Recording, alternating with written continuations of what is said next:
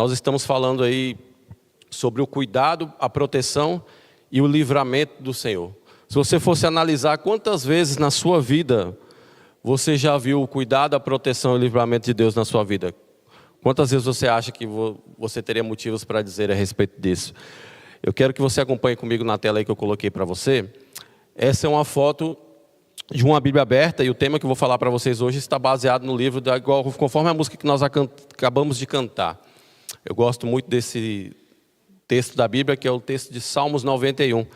E eu vou fazer uma pergunta para você aqui, tenho certeza que muita gente aí vai acabar respondendo que sim. Quantos na casa tem uma Bíblia aberta, ou conhece alguém que tem uma Bíblia aberta no Salmo 91, que deixa lá em cima da mesa, ou na estante, ali como uma espécie de amuleto, ou uma forma de espantar as coisas ruins da casa? Você conhece alguém que tem assim? Tem muita gente, né? Mas tem, né? Tem muita gente.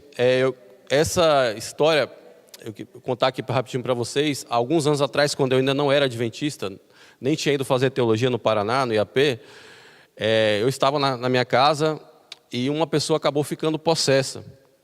E ali, meu irmão chamou um pessoal da igreja dele, começaram a orar, e eu, leigo na história, vi uma Bíblia, abri ela no Salmo 91 e comecei a ler os textos do Salmo 91. E o engraçado que, hoje é engraçado, mas no dia não foi engraçado. A pessoa que estava possessa olhou para mim e começou a sorrir, como se dissesse: olha, isso aí não vai funcionar comigo. E naquele dia em diante eu comecei a querer aprender mais a respeito do que o Salmo 91 fala para a gente. Em pouco tempo talvez nós não vamos conseguir acompanhar todos os versículos, mas eu queria ler alguns para vocês esta manhã, ou esta noite, que nos mostram a respeito da importância do Salmo 91. Deixa eu ver se vai passar aí.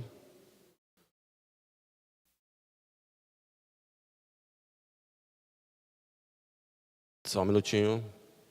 Ok. Vamos lá. Algumas coisas interessantes a respeito do Salmo 91. O quarto livro de 150 poemas. Não sei se você sabia. O Salmo 1 vai o primeiro livro do 1 ao 41. O segundo do 42 até o 73. O terceiro do 73 até o 89. O quarto livro do 90 até o 106. E o quinto livro do livro de Salmos, do capítulo 107 até o 150. E são histórias muito impressionantes, porque o livro de Salmos são relatos de pessoas que passaram por situações complicadas, como eu e você, às vezes, nós passamos e temos que lidar, né? O próprio livro de Salmos 119:1 diz que: guardo a tua palavra no meu coração para eu não pecar contra ti. O salmista diz que ele guarda a palavra no melhor lugar, que é o coração, e nós podemos entender, como o Crisóstomo falou mais cedo, na mente, para ele não pecar. E eu estou convencido que o livro de Salmos, principalmente o capítulo 91, é uma versão neotestamentária de Romanos 8:31. Alguns dos irmãos lembram de Romanos 8:31, o que diz lá? Um texto muito conhecido: se Deus é por nós, quem será contra nós, né? E nesse contexto de cuidado e proteção e livramento de Deus, isso tem uma suma importância. E eu queria passar aqui rapidinho para vocês alguns textos do livro de Salmo. O versículo 1 diz assim: aquele que habita no esconderijo do Altíssimo e a sombra do Onipotente descansará. Vamos pegar duas palavras aí importantes para a gente compreender. Habitar. No hebraico, habitar é yashav, que quer dizer habitar, morar. Deus pede para que a gente possa morar nele. E quando você mora nele, automaticamente você descansa. E aí nós aprendemos através desse versículo que Deus é o quê, meus amigos? Nossa morada, nosso caminho seguro. Quando você compra uma casa, você cerca ela com cercas elétricas, serpentinas, muros altos, para que você se sinta seguro. No contexto espiritual, quando você coloca Deus como a sua habitação, a sua moradia, as coisas ficam seguras e tranquilas. Passando para o versículo 2, diz assim: direi ao Senhor, Ele é o meu Deus, o meu refúgio, a minha fortaleza, e nele confiarei. Esse é um versículo de guerra, muito usado para momentos de batalha. E no contexto bíblico aí também, foi usado em momentos de batalha. Quando os guerreiros, os soldados, eles iam para a guerra, eles passavam por várias situações adversas, mas em um determinado momento, eles tinham um local onde eles consideravam que era o seu refúgio, a sua fortaleza, e ali um local seguro para eles. E nesse contexto, meus amigos, que você possa fazer do Senhor o seu refúgio, a sua fortaleza e o seu local seguro. Porque Deus é o nosso refúgio e a nossa fortaleza. Deixa eu fazer uma perguntinha para você. Você tem feito de Deus a sua morada e o seu refúgio constante? Ou recorre a Ele apenas quando precisa? Deus tem sido um morador eterno no seu lar, na sua vida? Ou você só recorre a Ele nos momentos de necessidade e de urgência? O versículo 3 também é um versículo muito interessante. E diz assim: porque Ele te livrará do laço do passarinheiro e da peste perniciosa. E eu acho muito interessante que o autor agora, ele usa um termo meio que rural, porque conta a história ali, não sei quantos de vocês já viveram em roças, em fazendas, e lá você tinha aquela brincadeira de colocar um laço ou uma arapuca para pegar passarinhos. E nesse contexto aí, é o que mais ou menos o salmista está querendo nos colocar. Quando nós colocamos Deus como a nossa morada segura, como nosso refúgio, automaticamente Ele nos livra do laço do passarinheiro. Sabe o que é o laço do passarinheiro, meus amigos? São as armadilhas reais que você não percebe, que você não enxerga. E em muitos aspectos essas armadilhas são humanas e são espirituais, porque nós vivemos numa guerra espiritual. E o que o inimigo mais quer é que você caia nesse laço do passarinheiro. Nós temos 3 inimigos: o mundo, a carne, que somos nós mesmos, e talvez para mim, na minha opinião, esse é o pior, porque lidar com o nosso próprio eu é complicado, e o diabo. E todos esses 3 inimigos, eles só querem fazer uma coisa com você: te destruir e te tirar da presença do Senhor. Então, meu amigo, que você possa entender que os livramentos do Senhor são fruto de uma vida que se torna morada eterna para Deus. Ok? O versículo 4 também usa um contexto rural e diz assim: Ele o cobrirá com as suas asas e debaixo delas você estará seguro. A fidelidade de Deus o protegerá com um escudo. Não sei quantos de vocês já viram essa cena numa zona rural. Começa uma tempestade, uma chuva forte, e ali tem a galinha, os pintinhos. Automaticamente a galinha corre para o rumo dos pintinhos, os coloca debaixo das suas asas, e ali ela enfrenta a tempestade, a chuva, tudo isso, enquanto os seus pintinhos, os seus filhos estão protegidos e estão no local seguro. Veja como Deus usa essa linguagem para mostrar também o seu cuidado e a sua proteção conosco, com nossos filhos. O seu cuidado, a sua proteção, o seu livramento. E Ele nos diz claramente, meus amigos, embora muitas vezes a gente não ache, que nós estamos sujeitos a passar por tempestades, por situações complicadas. Mas Ele diz que no momento quando nós corrermos para Ele, Ele nos abraçará com as suas asas e nos colocará em local seguro. Salmos 36:7 diz que: como é poderoso o teu amor, na sombra das tuas asas nós nos encontramos. O 57:1 diz: tem misericórdia de mim, ó Deus, tem misericórdia, pois em ti procuro segurança.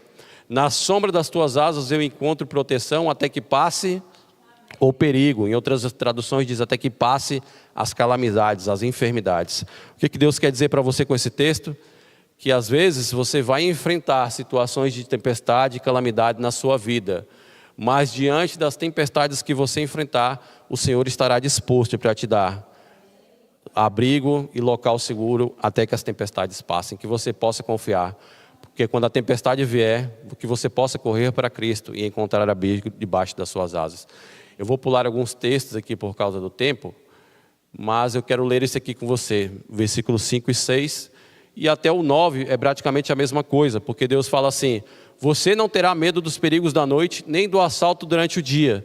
Não terá medo da peste que se espalha da escuridão, nem dos males que matam ao meio-dia. Sabe o que Deus está dizendo aí? Também é uma linguagem. Agora ele sai do contexto ali um pouco rural e vem para o contexto da batalha. Porque naquela época os soldados, a batalha era tete a tete. E muitas vezes os soldados à noite, eles sentiam medo. E olhando para esse contexto, meus amigos, eu sei que nós temos passado por coisas que às vezes nos trazem um medo, nos deixam preocupados com a situação que você está enfrentando. Mas o Senhor está dizendo para você através desse texto que Ele vai tirar do seu coração o medo. E ainda que você ande, como diz lá em Salmos 23:4, pelo vale da sombra da morte, você não tem motivo para temer mal algum, porque quem está com você? Não é porque você é forte, não é porque você é inteligente, não é porque você é rico, não é porque você é pobre. Você não precisa temer, porque Deus está no controle da sua vida. Você consegue entender? O que Deus quer dizer para você é que mesmo em situações difíceis, amedrontadoras, o Senhor expulsará o medo dos nossos corações e fortalecerá a nossa confiança nele. Amém? Tem uma música que eu gosto muito que diz assim: pode cair o mundo, eu estou em paz. Então que diante disso, as situações que você enfrenta, que você possa confiar e ter certeza que você estará em paz, porque o Senhor é o nosso protetor, o nosso Salvador e o nosso Salvador em todas as situações. E esse último texto, para nós encerrarmos, diz assim: porque aos seus anjos dará ordem a teu respeito, para que guardes em todos os teus caminhos. Deus, se preciso for, meus amigos, Ele mandará anjos para o seu auxílio, para que Ele possa te guardar, para que você possa se sentir protegido. E eu quero encerrar com esse último texto aqui da escritora norte-americana Ellen White, para que você possa entender. Nada temos a temer ao futuro, a menos que nos esqueçamos de como Deus tem nos conduzido no passado. Se você pudesse se lembrar de todas as vezes que Deus te livrou, dos livramentos, da proteção, do cuidado, você não teria motivos para temer. Esse texto de 2 Crônicas 7,14 diz que se o meu povo, que se chama pelo meu nome, se humilhar, orar e me buscar e se converter de todos os seus maus caminhos, eu ouvirei dos céus, perdoarei os seus pecados e sararei a sua terra. O convite para o Senhor esta noite é para que você faça dele a sua morada, para que ele habite na sua vida, para que você possa descansar, para que você não precise mais temer nada, para que você possa permanecer firme, para que em breve ele possa te dar vida e salvação. Feche os seus olhos para que nós possamos orar e que você possa sair esta noite com uma certeza da confiança do Senhor, de que Ele estará te livrando em qualquer situação. E ainda que você passe por uma situação de tempestade na sua vida, que você possa ter a certeza de que Ele está cuidando de tudo, porque Ele continua no controle de tudo. Feche seus olhos, vamos orar. Obrigado, Senhor Deus, por esta oportunidade de estarmos aqui com pessoas que são tão especiais para o Senhor. Louvamos a Ti por este privilégio e pedimos agora neste momento que o Senhor alcance o coração de cada uma dessas pessoas e dê a elas, ó Deus, a Tua paz, a Tua esperança e a certeza do Teu cuidado e da Tua proteção. Livra ela dos males, Senhor, das enfermidades, dos problemas espirituais, financeiros, dos problemas relacionais e dê a elas, ó Deus, a paz e o descanso que só o Senhor pode dar. Entregamos a vida delas em cada uma em Tuas mãos, porque o Senhor sabe o que elas têm sofrido e confiamos no Senhor e acreditamos que em breve o Senhor virá nos buscar. Amém, Continua Senhor. conosco, é o que nós suplicamos em nome de Jesus. Amém.